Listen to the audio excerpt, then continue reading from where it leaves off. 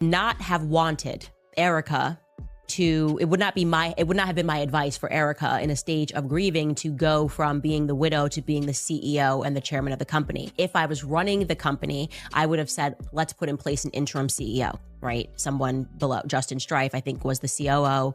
I would have put in an interim CEO and allowed people to figure things out.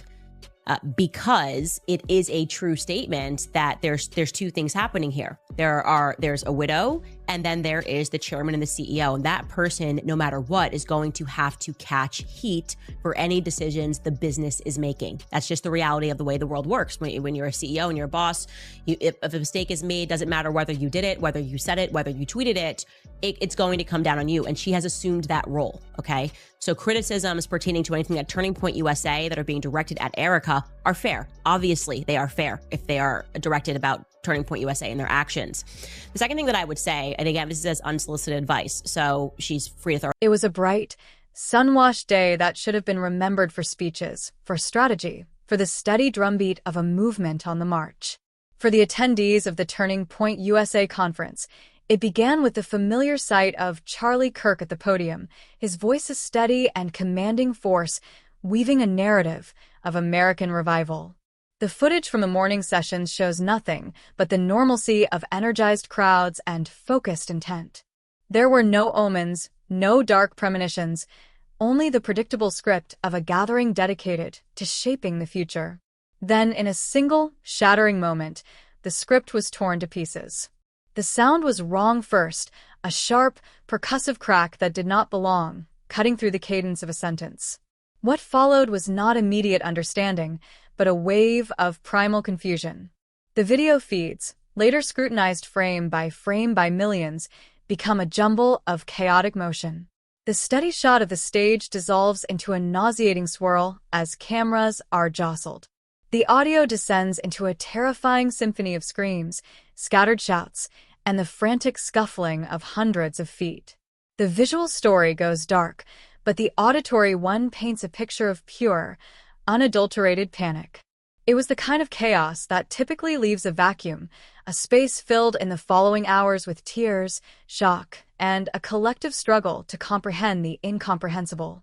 The official reports, when they began to trickle out, outlined a grim and straightforward narrative: a lone gunman, a tragic act of violence, a life cut short, a movement thrown into disarray.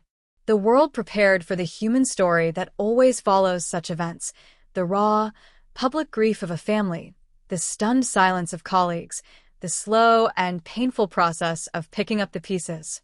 But in the days that followed, a dissonant narrative began to emerge from the ashes of the initial tragedy, a story not of chaotic aftermath, but of startlingly precise and rapid response.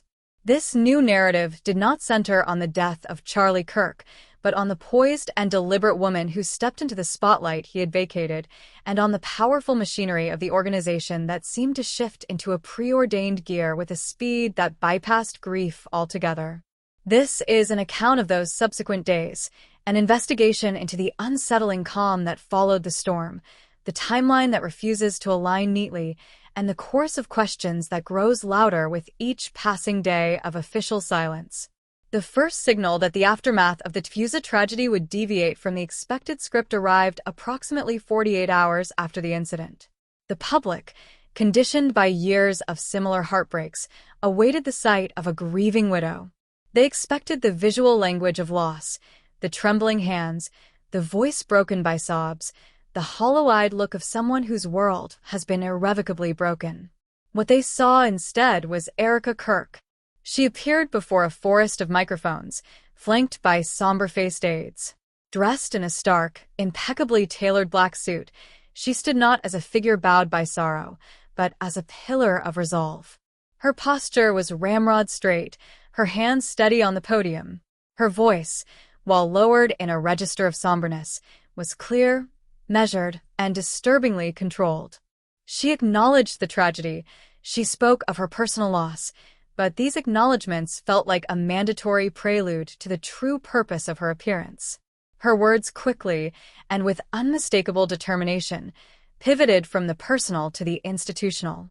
"The enemy of our nation's soul does not pause for mourning," she stated, her eyes scanning the crowd with a disconcerting steadiness. "Charlie's vision for this country cannot be interred with him. The work of Turning Point USA is more critical now than ever. We must be the stable, resolute force he trained us to be. We will not waver. We will not falter. We will honor him by continuing the fight with even greater determination." For many, it was a display of almost superhuman strength. Supporters took to social media, praising her fortitude, her courage, her refusal to let a personal catastrophe derail a national mission. Comment threads were filled with messages lauding her as a modern-day Spartan, turning grief into fuel for the battle. She was portrayed as the embodiment of the very resilience the organization preached. This perspective, however, was not universal. In parallel to these voices of admiration, a low hum of disquiet began. The very composure that inspired some began to unnerve others. The speech felt less like a eulogy and more like an inaugural address. The lack of visible, human fracture seemed, to a growing number of observers, to be itself a fracture in the narrative of what had truly transpired. The conversation began to split into two distinct and opposing camps, those who saw noble resolve and those who began to whisper about a disturbing and unnatural calm. This whisper found its most powerful amplifier from within the broader conservative ecosystem itself. Candace Owens, a polarizing but influential commentator, dedicated a significant segment of her popular show to dissecting the press conference. Her analysis was not gentle. "Let's speak plainly about what we are all witnessing," Owens began, her tone sharp and forensic. "There is a natural, human order to things. When tragedy strikes, especially a sudden and violent one, it creates disarray. It creates emotional turmoil. It shatters routines and plans. What I am observing here defies that natural order." The press conference was flawlessly executed. The messaging was perfectly on brand. The transition of focus from the man to the mission was seamless. This is not how human beings grieve. This is how public relations firms manage a crisis. The speed, the precision, the sheer lack of emotional spillage, it raises profound questions that I believe the media is, for now, too polite to ask. Owens was articulating the inchoate unease felt by many. She was not merely questioning Erika Kirk's emotional state, she was questioning the entire process. How does a complex organization, just stripped of its founder and figurehead, reorganize itself with such breathtaking speed? The answer to that question would lead directly to the heart of the growing mystery. The official announcement from Turning Point USA came just 3 days after Charlie Kirk's death. In a tersely worded statement released to the press and posted on social media, the organization's board of directors announced that Erika Kirk was assuming the roles of chief executive officer and chair of the board, effective immediately. The statement praised her deep understanding of the organization's mission, her years of behind-the-scenes involvement, and her unwavering strength in the face of tragedy. It was framed as a necessary and unanimous decision to ensure stability and continuity. To critics, it felt less like a succession and more like a coronation. The speed of the transition was unprecedented. In corporate or political worlds, even expected successions involve a period of deliberation, of jockeying, of internal discussion. There is a transitional period, even if brief. Here, there was no interval. The transfer of power was instantaneous, suggesting a protocol that was either miraculously efficient or prearranged to a degree that now seemed, in light of the triggering event, deeply suspicious. The narrative of a board swiftly and unanimously rallying around a grieving widow within 72 hours of her husband's violent death struck many as not just swift, but implausibly smooth. It was at this point that the digital sleuths, the amateur investigators who treat viral events as complex puzzles, began to dig. Their attention turned back to the footage of the chaotic event itself, scrubbing through every second of publicly available video from outside the convention center. And they found something, or rather, someone, that would add a new layer of intensity to the mystery. In the blur of people fleeing the building, a clip, isolated and enhanced from a bystander's live stream, shows a figure exiting a side door not with the panic of the crowd, but with a focused, purposeful stride. The figure was identified by numerous sources as Mikey McCoy, the chief of staff for TFUSA. He was not running. He was walking quickly, his head down, a phone already pressed to his ear. The timestamp on the user's video, while not forensically perfect, placed this exit mere minutes after the first reports of gunfire from inside the hall. The existence of this video was notable, but it was the analysis of its timing that ignited the next wave of speculation. Some investigators, cross-referencing this clip with the known timeline of events, began to raise a tantalizing and disturbing question: who was Mikey McCoy calling? The conjecture, based on the sequence of events, soon crystallized into a specific and explosive theory that Mikey McCoy had placed a call to Erika Kirk before the full scope of the tragedy was even known to the public, and potentially before official authorities had even notified the next of kin. This theory, while unproven, created a domino effect of logical, if sinister, implications. If such a call occurred at that moment, what was its purpose? Was it a simple alert? Or was it the first step in activating a pre-established plan? The image of a top aide making a calm, strategic phone call amid the backdrop of terror and death stood in stark contrast to the official story of an organization caught completely off guard. It painted a picture of a core inner circle already moving, already executing a protocol, while everyone else was still reacting. The speculation was given rocket fuel when unverified, yet widely circulated. Screenshots from an alleged private TFUSA leadership group chat began to surface on online forums. The messages, attributed to unnamed mid-level staffers, expressed confusion and frustration. One purported message read, "How is any of this decided already? It feels like a train that left the station without us." Another asked, "Has anyone actually seen the full security footage? The story we're getting doesn't match the panic I saw." The authenticity of these screenshots is hotly debated, and they have been dismissed by TFUSA as digital forgeries created by trolls. Yet, their emergence provided a narrative foothold for those who believed the official story was a carefully constructed facade. They suggested internal dissent, a fracture between the inner circle executing the transition and the wider organization that was expected to fall in line. The conversation exploded into the mainstream when popular podcasting Joe Rogan dedicated a portion of his show to the mystery. With an audience of millions, Rogan gave a platform to the various inconsistencies, treating them not as settled fact, but as a series of puzzling anomalies worthy of investigation. "Have you seen this stuff?" Rogan asked his guest, a former law enforcement analyst. The timeline is the weirdest part. The press conference, the immediate promotion to CEO, the aide on the phone, it all happens with this crazy speed.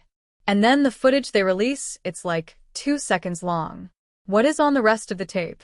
There's a whole internet full of people doing frame-by-frame analysis, and they're pointing out things that don't make a lot of sense. It just feels like there's a lot we're not being told. Rogan's commentary was a watershed moment. It legitimized the questions in the eyes of a public that may have otherwise dismissed them as conspiracy theory. He framed it as a mystery, a puzzle with missing pieces, and his audience, renowned for its investigative curiosity, descended upon the case en masse. The central demand became a cry for transparency: release the full, unedited security footage from the rooftop and surrounding areas where the incident occurred. Weeks later, authorities, likely in response to mounting public pressure, did release a clip. It was a mere 22 seconds of grainy, silent footage from a rooftop security camera, showing a figure moving in the distance before collapsing. The release, intended to quell speculation, had the opposite effect. Almost immediately, technical analysts and video editors pounced. They pointed to alleged inconsistencies in the footage, a slight jump in the timestamp, a peculiar shadow that didn't align with the sun's position, the oddly truncated nature of the clip that showed none of the lead-up or immediate aftermath.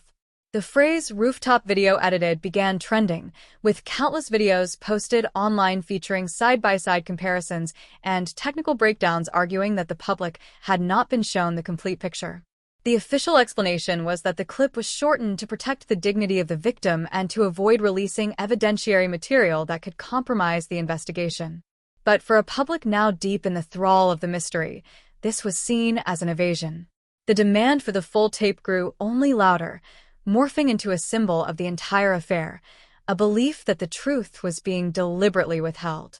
As the weeks turned into months, the theory continued to evolve, absorbing new fragments of information and speculation. Rumors swirled of a mystery woman seen speaking with Charlie Kirk moments before the incident, a figure never identified by authorities. Unverified leads from supposed insiders claimed that longer footage existed, footage that showed a more complex sequence of events than the public had been told. These rumors, impossible to confirm, nonetheless added layers of complexity and suspicion, making the official narrative seem increasingly simplistic and inadequate. The calls for a full and transparent investigation have now reached a fever pitch. They are no longer confined to the fringes of the internet, but are echoed by media figures, concerned citizens, and even some political representatives. The demands are specific and formidable: a full forensic audit of the relevant phone records from key individuals during the critical hour of the tragedy, the release of the complete, unredacted security footage from all angles, and a detailed, sworn accounting from every member of the TPUSA inner circle of their actions and communications during that fateful period. Through it all, Turning Point USA and Erika Kirk have maintained a stance of stoic resolution. Public statements reiterate the official story and dismiss the growing chorus of questions as the work of malicious actors seeking to exploit a tragedy to damage a movement. Supporters continue to defend the actions of the leadership, arguing that in a time of crisis, strength is paramount and that the rapid consolidation of power was necessary to prevent the collapse of the organization Charlie Kirk built. They attribute the speculation to a public unable to comprehend a form of grief that manifests as determined action rather than paralyzing sorrow. But the questions remain, hanging in the air like a persistent fog. They are questions about protocol and premeditation, about composure and calculation, about what is hidden in the gaps between official statements and observable facts. This is no longer just a story about a death. It is a story about what happened in the shadow of that death. It is a story about the rapid transfer of immense political and financial power and the unsettling silence that has greeted every request for full accounting. The official record is settled. The public record is anything but. The mystery of the TPUSA succession endures, a tangled web of timing, power, and a calm that, for many, feels more terrifying than any display of grief could ever be. The story is far from over. The search for answers has only just begun.